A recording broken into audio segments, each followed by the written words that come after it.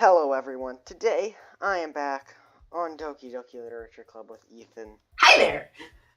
Yeah, and we're just going to continue really quickly before we continue though. I'm just going to say this is a PG-13 game, so can't control what they say. Just to put that out there. Yeah, you should remember so watch that, with too. caution. Yeah. So yeah, well, let's continue. Sayori and I exit the club room. I follow behind as Sayori hums and skips around the hallway. Honestly, feels like I'm taking a kid to the mall or something. This is... I'm not going to ask questions. Sayori finds pleasure in the simplest things sometimes.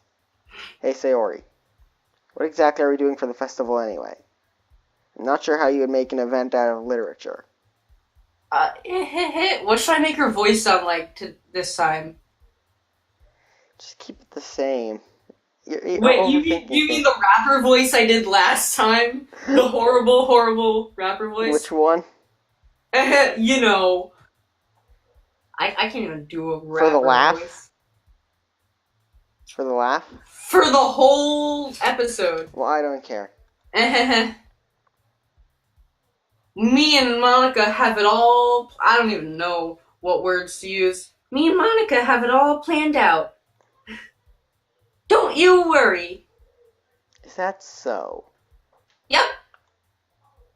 We're gonna do a poetry performance. A performance? Well, of what kind? Well... everyone is gonna take turns on stage.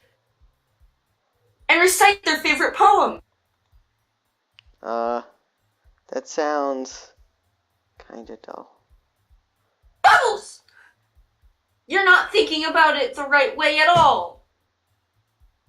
It's not just about rhymes. It's about performing them. Like, you say the lines of the poem, between, my feet. Like the last remaining flower beckons, to me. I twist the stem, bring it from, its clinging roots or whatever. You forgot to say at the end of the sentence. Right, like. Caressing the final joyous moment between, my fingers. Okay, we should probably stop this. I mean, you aren't a hippie yet. But, to what ends have I, summoned this joy? For now, when I, look in every direction, the once prosperous field before me is but a barren wasteland! I like just hearing that at the end of the sentence, really quiet. Dot, like that, Sayori. How do I put this? I'm sure it's just me, but it's impossible for me to take you seriously when you talk like that. You, me or whatever. I'm working super hard on this, you know?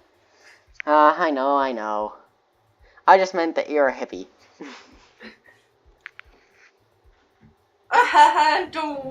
Don't say that. It's embarrassing. I don't want the other club members to know. But I guess that means I'm doing a good job. Ethan. Yeah? You forgot to say like at the end of the sentence. What's wrong with you? Dislike. I should just end this recording right here. I can't work on anything about peace. Fine. Wait, I'm just kidding. I have nothing to do with my life. Haha, I knew it. Yeah, I guess so. I'm so excited. The festival's going to be so much fun. Sayori spins herself around in the hallway again. Hey, Bubbles, this classroom over here is empty. Let's begin the mission. Mission, eh? It's been a long time since I've spent time with it. It's been a long time since I've spent time with Sayori like this. But in the end, she hasn't changed one bit. She's nothing but a ball of sunshine drawing happy vibes from the world around her. Now, James. It's a pretty nostalgic feeling for me. As the years went by, I began to hole myself up in my room more and more. So going adventuring with Sayori brings out a special sort of feeling I had forgotten I had in me. I don't mean to brag, but I dare say I made the best chocolate milk. Like in real life? Mm-hmm. Okay. Sayori heads straight into the closet and I follow. Let's see what we have. Oh yeah. Eh? Crayons, eh? Sayori pulls a box full of crayons off the shelf. They're the best brand too, eh? They're kind of dirty though, eh? Sayori starts pulling various crayons out of the box, reading the color names like a dirty old hippie. But she is now both. Alright, that's one down. Don't get distracted, we still need to find... Wait, I'm looking for my favorite color. Fine. I'm trying to remember. Then at least move aside so I can look for the poster paper. Ah! I dropped one by accident. Smack! Kya! Sayori bends over and smacks her forehead right into the shelf. She falls to the floor and crayons spill all over her lap. Oh, whoa. You okay? Whoa. My forehead. Sayori clutches her forehead. Also, I feel like Ethan, you're the kind of person to just keep on saying ow until I get you to your next line. Yeah. Sorry. That's just like you, isn't it? I wonder where you would get that impression. Yeah, I wonder. that I do that. Okay, come on, let's see. Since Sayori's sitting on the floor, I grab her by the waist and pull her out of the closet. You have to move your hands, pulling Sayori. her out of the closet. But it hurt! Just do it for a second. Sayori slowly releases her hands from her forehead. I gently brush her bangs to the side. Ow. Sorry. There's a huge red mark on the center of her forehead. A bump is starting to form as well. Man, that's gonna swell up. I should find you some ice. Bubbles. Where would I even find ice around this time? I guess a cold drink would do. You don't have to. I'm fine with looking like a unicorn. Even wincing from the pain, Sayori makes a silly joke. Go on without me. What are you saying? I'll be right back, okay? Okay, just leave. Leave this godforsaken classroom. I pat Sayori on the shoulder and run into the hallway, throwing crayons at her. I locate the nearest vending machine. What should I get? It doesn't matter. Used as an ice pack rather than to drink. But I know Sayori likes apple juice, so I purchased that one. In just a moment, I'm already returning to the classroom where I left Sayori. She has one palm on her forehead and the other hand is using to clumsily scoop crayons back into the box. At least they were already in the wrong spots before I spilled them. Sayori here. I hand Sayori the bottle of apple juice. It's so nice and cold. Sayori opens the cap and starts drinking from it. Sayori, what are you doing? It's for your forehead, idiot. Wow. Oh yeah, I've forgotten. It's been so long since I've drinking apple juice. Why? The last time I remember drinking apple juice was in the summer of '82. How hard did you hit your head? Sayori places the bottle against the bump on her head. It stings. Just bear with it, it'll feel better soon. Looks like you cleaned up most of the crayons, so that's good. Hey, Bubbles. This kind of reminds me of growing up, doesn't it? What do you mean? You know how we used to play outside all the time? I would always try to keep up with you. You were kind of oblivious in some ways. Like I usually fell behind or had trouble climbing on the things you did.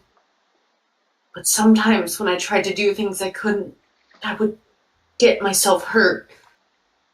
I'd fall and scrape myself or get a bump. I would start crying really hard. And you would rush over as quick as you could. Ethan, please speak normally. You would try really hard to get me to stop crying. Ethan, I said normally. I want to get this game finished with I don't It was hear almost screaming like you voices. blamed yourself and you were afraid of getting in trouble if someone found out. Even though it really wasn't your fault at all, you know? Did I really do that? Yeah, you don't remember? Idiot. Come, Baka! You can't say baka, you're not even a weeb. I've told you this before. I really don't care. Come to think of it, maybe I do remember a bit. I guess I was always so focused on my games that I didn't pay enough attention to you.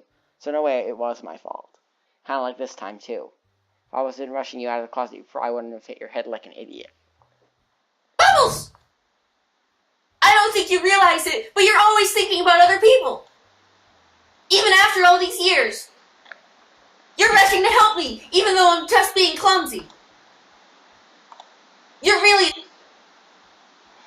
Don't call me that. Otherwise you'll be dead, I Ethan. will call you Even that. if this is just a game that you're reading. And I don't really do this kind of thing all the time. Because when it comes to you, it just feels natural. Before I even know I'm treating you like that. I guess that's what happens when you've been friends for so long. Really? Maybe you're right. Bubbles, I'm so glad that nothing's changed between us. Do you think it'll be like this forever? Forever. If I'm honest to myself, there's no telling where we'll end up where we'll each end up for college or after that. So it wouldn't be fair for me to make any promises. But, well, I hope so. It's been this long already, right? I can't imagine you ever changing, so my hopes are up. I'm so happy. Sayori has a whimsical expression in her eyes. She remains silent for a moment. She's so silly and clumsy on the outside that when I see her deep in thought like this, it makes me not want to disturb her. I guess we should go back. I don't want to worry Monica, you know? Good luck with that. She's gonna see your forehead either way. Not if I hide it under my bangs. Sayori hops to her feet. Ah! She clutches her forehead again. Don't stand up so fast after hurting yourself. Ugh. Well, I guess it's too late now. Anyways, let's go. I follow Sayori out of the classroom. Sayori plays with her bangs to try and hide the bump, but without much success. In a moment, we walk back to the club room. Ah, you're back. Good timing. I was just about ready to start with sharing our poems. Eh? Sayori, your forehead. She's fine, don't worry about. I was playing with the crayons and smacked my forehead into the shelf. Ha ha! Well, anyway. Were you able to find everything we needed? Uh-huh, I have it right! Eh? Sayori frantically glances around herself. I forgot all our stuff! Calm down, Sayori. I have it all right here. I found the poster paper, too. Ah ha ha ha. Sounds like you ended up doing all the work, Bubbles. Oh, well, Sayori. I failed to come up with an excuse for Sayori. I made it an adventure! Yeah, that. Okay. In any case, good work. I'll start working on the poster tonight. Me too! Okay, everyone. Are you ready to share your poems? Guess I should grab mine. After making sure the crayon box is closed tightly, I return to my seat. Okay, Ethan, you can choose. I don't know, man. What? Yuri, I guess. Okay, you cut it out at the end, so I didn't hear. Let's see what you've written for today.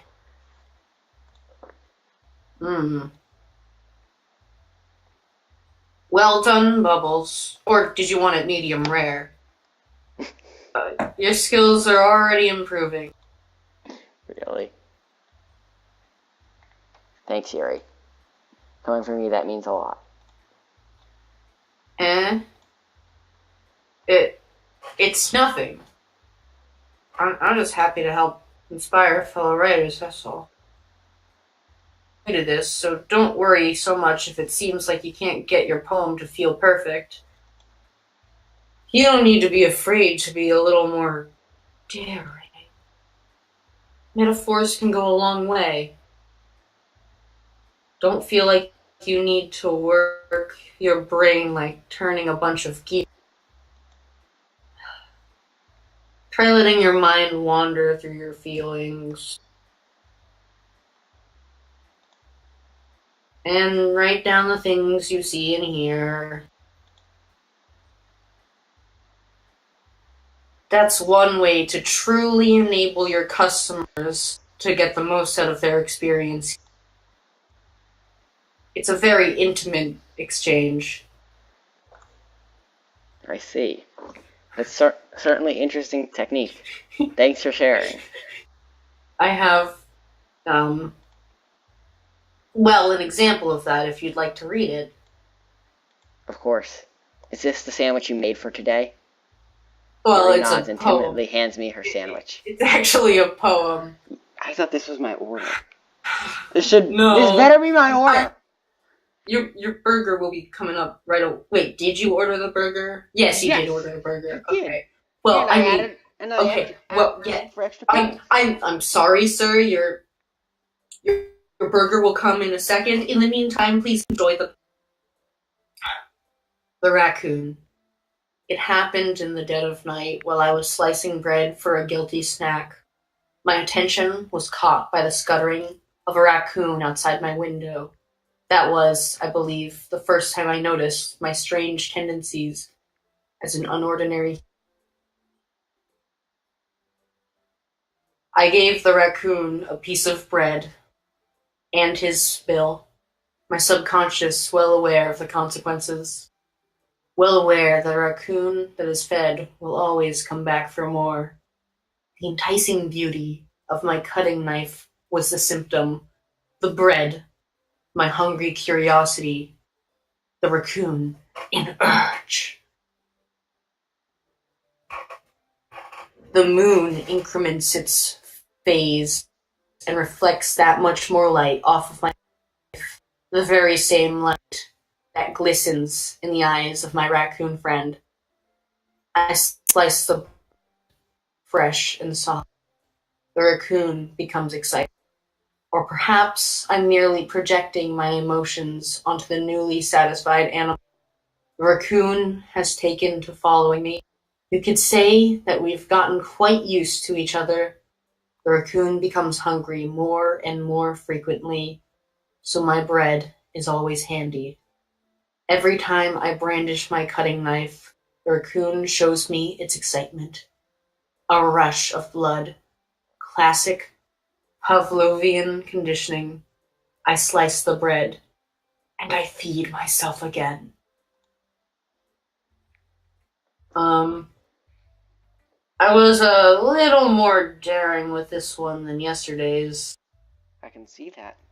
It's a lot more delicious. I don't know if it's my fault, but I can't begin to imagine what this sandwich is tasting like. Ethan. That's right. Yes, I said it. Yeah, it was very delayed. It's a bit closer to my preferred writing style. Using the poem as a canvas to express such as taste and conveying emotions through them. Yeah, if I take it at face value, then I can't even figure out what it's supposed to mean. It's also, supposed to mean buy more food. Also, Ethan, for the past few minutes, I was so confused at what I was hearing because my volume is up a little bit louder than normal because I was watching something before this, and I was literally so confused because I was hearing the game music and I was just like, what is that noise? My phone is off and there's no other electronics near me. Then I realized. Well, I think it's something that different people can relate to in their own way. I wanted to express the way it feels for me to indulge in my more unusual hobbies. What? Are you trying to lower my volume? You can never silence me. I cannot be silenced. You Ethan, will hear no, my voice. Ethan. More unusual hobbies. She's talking about the cult. She's gonna eat you. You are a sacrifice. That's what the cult's about. This isn't a literature club. It's a burger restaurant. Then why is she in a cult? Because all burger restaurants are parts of cults. Oh, right. It's all one big cult. I forgot about that. What about the lawsuits? Well, you see, it's those sorts of things that I'm usually usually forced to keep quiet about, but they do happen. So I sometimes enjoy writing about them. Why do you keep them to yourself? Because they're embarrassing. And people would make fun of me. Don't you have anything like that, Bubbles? Well, yeah, I guess I do. I feel like everyone has a little something like that, or whatever. The best we can do is respect each other and our individual. Even if it's difficult sometimes and some things make us uncomfortable. After all, if I hadn't learned to embrace my dead-end job, well, I'd be out on the streets, hating myself, like I do now. But I'm glad that you're a good listener. Huh, what? Okay, now, what's the next choice, Ethan? Let's let you choose. No. Eeny, meeny, miny, mo, catch a tiger by the toe. If he hollers, let him go. Eeny, meeny, miny, mo. Nope. My mother says to pick the very best one, and you are it, Natsuki.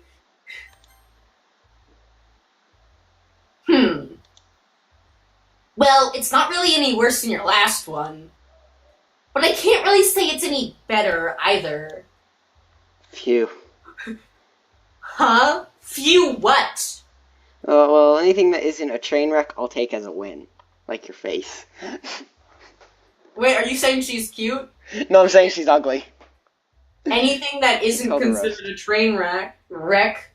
I could be saying that, but I just don't know because I'm stupid and I don't understand it. Natsuki is cute because she's the best girl. That's to you. I really can't care. Anyways, I get the feeling that you're probably the most critical. Hey! What makes you... Wait. Maybe that was a compliment or insult. Carry the one. Aha! Glad to see someone recognizes my experience. And your craziness. Well then, keep practicing and maybe you'll be as good as me someday. Hopefully not. That's, something tells me Natsuki completely missed the point.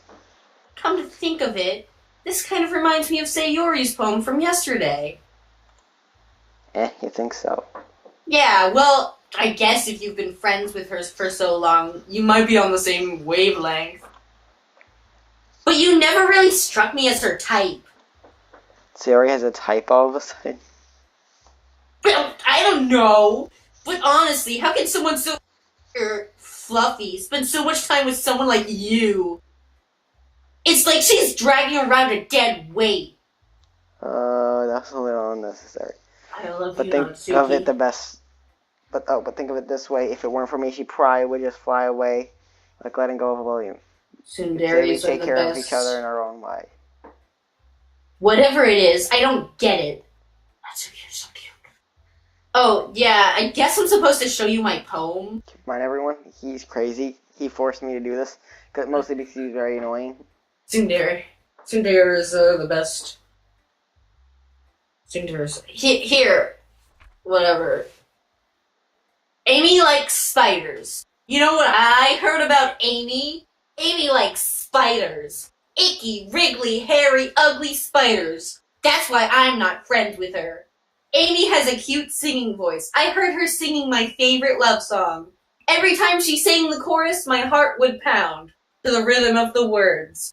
But she likes spiders. That's why I'm not friends with her. One time, I hurt my leg really bad. Amy helped me up and took me to the nurse. She's probably got a lot of experience working with legs, 'cause she's got a lot of them. She likes spiders. I tried not to let her touch me. I tried not to let her touch herself. She likes spiders, so her hands are probably gross. That's why I'm not friends with her. Amy has a lot of friends. I always see her talking to people. She probably talks about spiders. What if her friends start to like spiders too? That's why I'm not friends with her. It doesn't matter if she has other hobbies. It doesn't matter if she keeps it private. It doesn't matter if it doesn't hurt anyone. It's gross. She's gross. The the world is better off without spider lovers. And I'm gonna tell everyone. Honestly, for the second to last line, I can really agree with that. Mostly because I hate spiders. Hey, the world's better off without cheetah lovers, too. I'll kill you. Give me your throat, Ethan. I just need to hug it really tightly with my hands. Aww. Not bad, right? It's ugly. Like your face. Yesterday's was way too pretty. I was just warming up. I hope you didn't think that was the best I could do. Probably was. Anyway, the message is pretty straightforward in this poem. I doubt I have to explain it, or maybe I do to you, Baka. Sometimes you can explain complicated issues with much simpler analogies. And it helps people realize how stupid they're being. Like you. Like, anyone would agree that the subject of this poem is an ignorant jerk. Like me. Do you know people like that? Of course! It's about how everyone thinks That doesn't matter. It can be about anything. So like my cocaine habits. It could be about anything, like spiders, like anime, like my cocaine habits. What? You know. You, Ethan, you really have a problem. Something that you're afraid if people find out, they make fun of you, or think less of you, or call the cops on you for. What? But that just makes people stupid. Who cares what someone likes? As long as they're not hurting anyone, and it makes them happy. I think people really need to learn to respect others for liking weird things. Huh, that's weird. You wrote about something similar today. Huh? She wrote about drugs too? Did you say Yuri? You said Yuri, right? Yeah. She said her poem was about an unusual hobby of hers. I didn't really get it, but she said something similar to you. That people shouldn't make each other feel insecure about those things. Really? Well, I mean, Yuri's pretty weird, so I wouldn't doubt that she has some weird hobbies. Friggin' no. Go die. Not that there's anything wrong with that. It's not like I would judge her or anything. Natsuki had trouble finding words over her own stupidity. I guess I should try not to be so mean to her. If she feels insecure about her weird behaviors and stuff. I mean, I always hate people who make me feel and Yuri made me feel insecure yesterday. But the way you put it, it sounds like she's learned her lesson. Well, I would say so, idiot. Even if her writing style is really different, I'm sure she'll appreciate the message in your poem. It's what I do best, after all. What, you mean be stupid? Baka! Oh, you want to go? Let's take this outside. I'll throw you out that window. It's to my right. Excuse me, you're in my club. No, you'll play by my club. Oh yeah? Oh yeah, it's not my club? Yeah. What? You're not the vice president or the president. I've got more power than. Wait, what? I've got. You do. What are you, a friggin' first year? I mean, I'm pretty sure you are too. Whatever. I don't like writing unless there's a good message to take away from it. Like, conveying emotions is important. But I want to make people think, not just feel. Remember that. I'm going to write a good one for tomorrow, too. So look forward to it. Okay. I think we should go. Well, everyone, I'm just going to end it off here for now. So, yeah. Hope you all enjoyed. Feel free to like and subscribe, and I will see you all next time. Goodbye. Bye.